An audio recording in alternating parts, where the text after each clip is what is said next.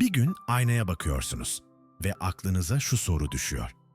Çocukluğumun en yakın arkadaşı olan kardeşim nasıl oldu da bana bu kadar uzaklaştı? Bir zamanlar aynı odada uyuyordunuz. Aynı oyuncakları paylaşıyordunuz, sırlarınızı fısıldıyordunuz. Ama bugün aynı sofrada yan yana oturduğunuzda konuşacak söz bulamıyorsunuz. Oda aynı, masa aynı ama aranızda görünmez bir duvar yükselmiş gibi. Peki bu noktaya nasıl gelindi? Zaman mı suçlu?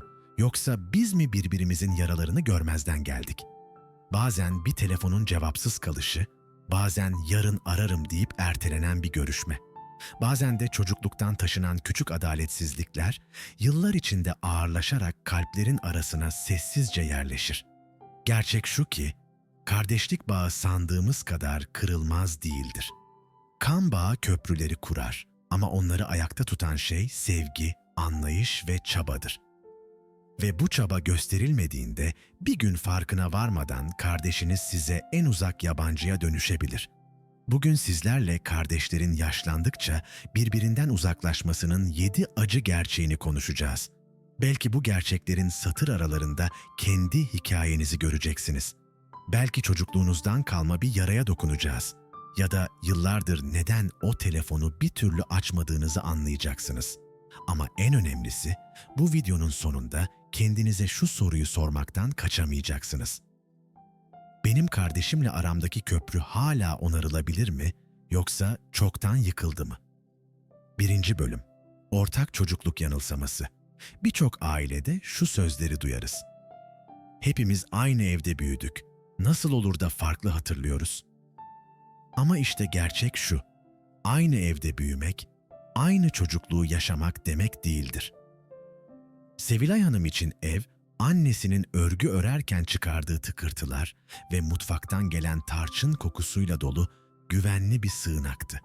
Kardeşi Ayla Hanım içinse aynı ev, babasının suskunluğu ve adaletsiz cezalarıyla ağırlaşmış bir hapishaneden farksızdı. Aynı duvarların içinde yaşadılar ama hatırladıkları bambaşkaydı. Bir çocuk için anne fedakarlık ve şefkatin sembolüydü. Diğeri içinse annenin sadece küçük kardeşi kayıran tavrıydı. Birisi için sıradan bir akşam yemeği, diğeri için derin bir incinmenin başlangıcı olabiliyordu. Aynı olaylar iki farklı kalpte iki farklı iz bıraktı. Bayram sabahlarını düşünün. Çocuklardan biri o sofrayı annesinin hazırladığı rengarenk tabaklarla dolu bir mutluluk sahnesi olarak hatırlıyor. Diğeri içinse aynı masa sürekli susturulduğu, kendini görünmez hissettiği bir anıya dönüşüyor. Aynı masa, aynı tabak ama bambaşka hatıralar.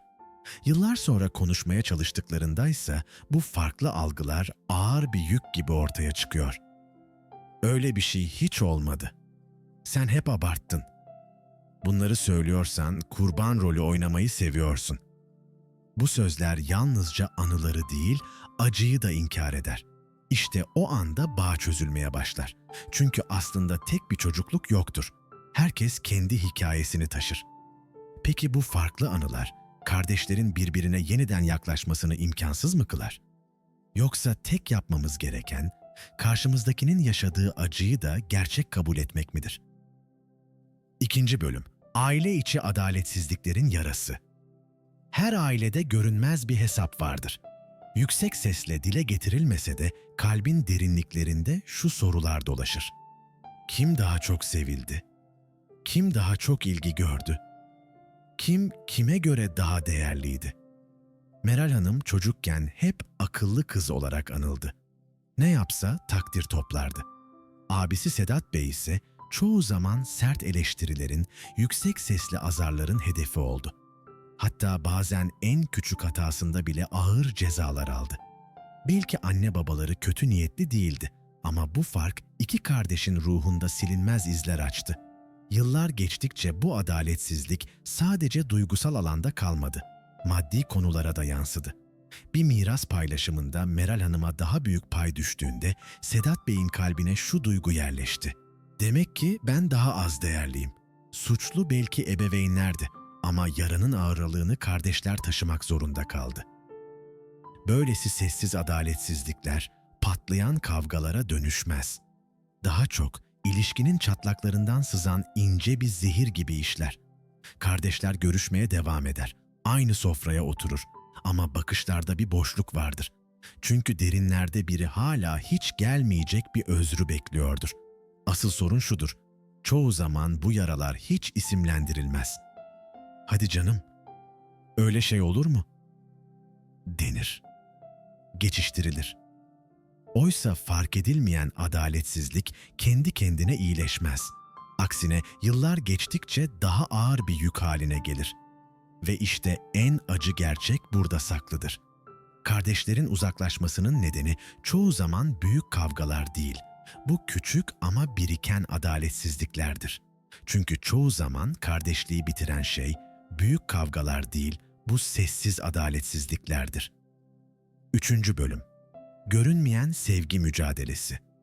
Kardeşler çoğu zaman farkında bile olmadan hayatlarını sessiz bir yarışın içinde geçirirler. Bu yarış para ya da mal için değildir. Daha görünmez ama çok daha yıkıcı bir şey içindir. Sevgi, onay ve takdir. Zehra Hanım için en büyük gurur kaynağı çocukluk boyunca anne babasının gözdesi olmaktı. Derslerinde başarılıydı, sözünden çıkmazdı. Kardeşi Zeynep Hanımsa daha farklıydı. Hareketli, meraklı, biraz da asi ve çoğu zaman sorun çıkaran olarak anıldı. Ne yapsa daha fazla eleştirildi, daha çok uyarıldı.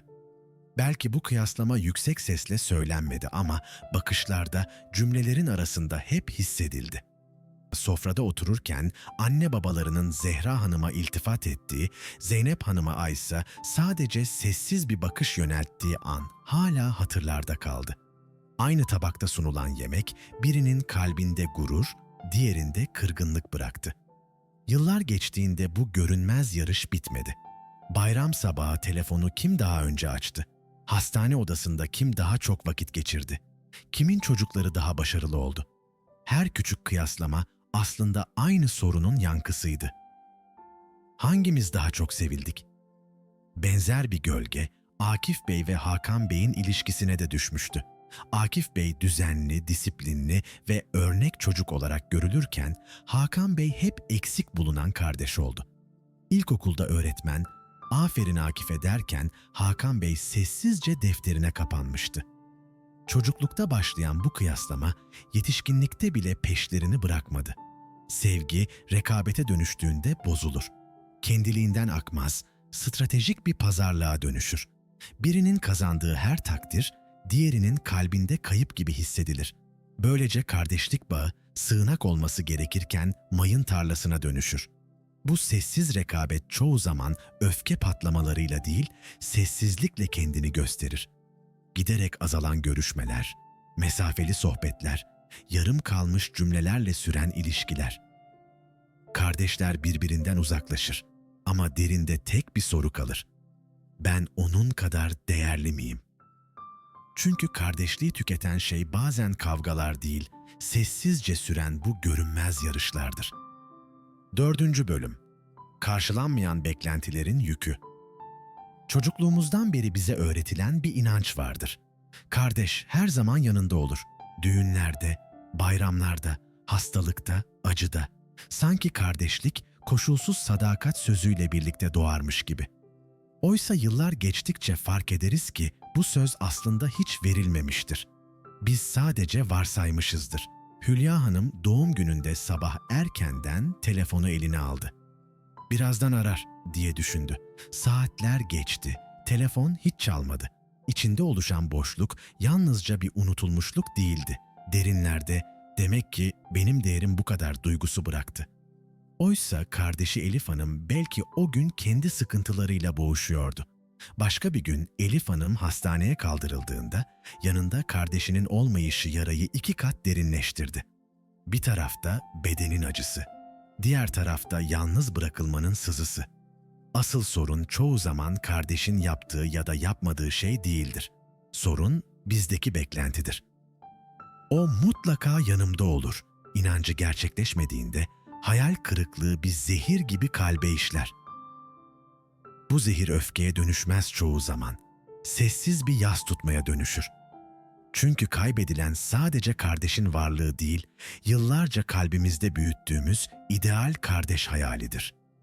Hülya Hanım kardeşinden beklediği ilgiyi bulamayınca aslında bir gerçeği fark etti. Onun acısı kendi beklentilerinin altında eziliyordu. Gerçekte kardeşimiz de tıpkı bizler gibi kusurları olan bir insandır.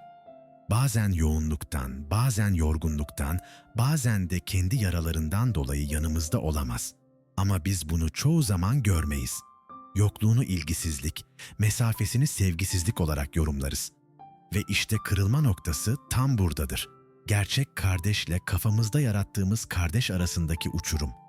Peki biz o ideal kardeş hayalini bırakıp karşımızdakini olduğu gibi kabul etmeyi öğrenebilir miyiz? Yoksa beklentilerin yükünü ömrümüzün sonuna kadar taşımaya mahkum muyuz? 5. Bölüm. Uyumsuz yaşam yolları.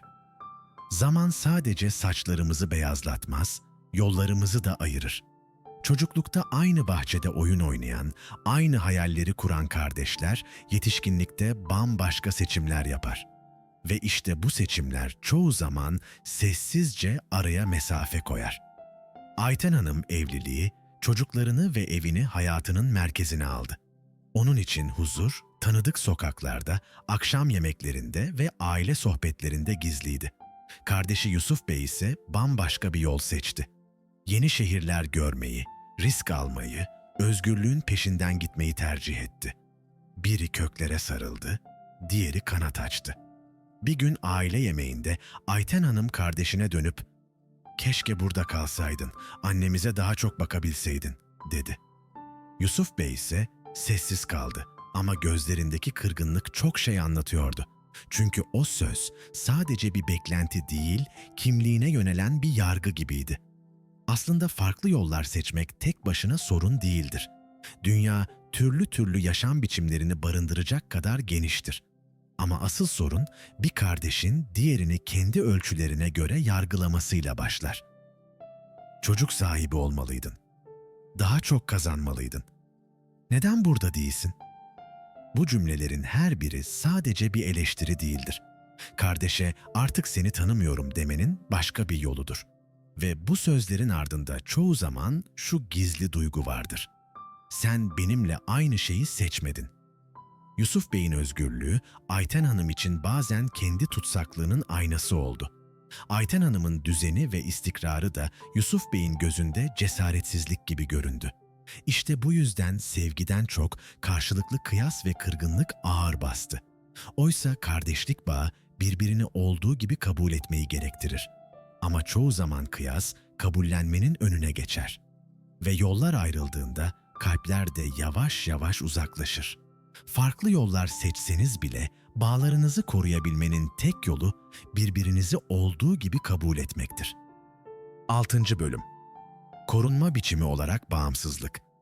Yaş ilerledikçe yalnızca bedenimiz yorulmaz, kalbimiz de daha seçici hale gelir.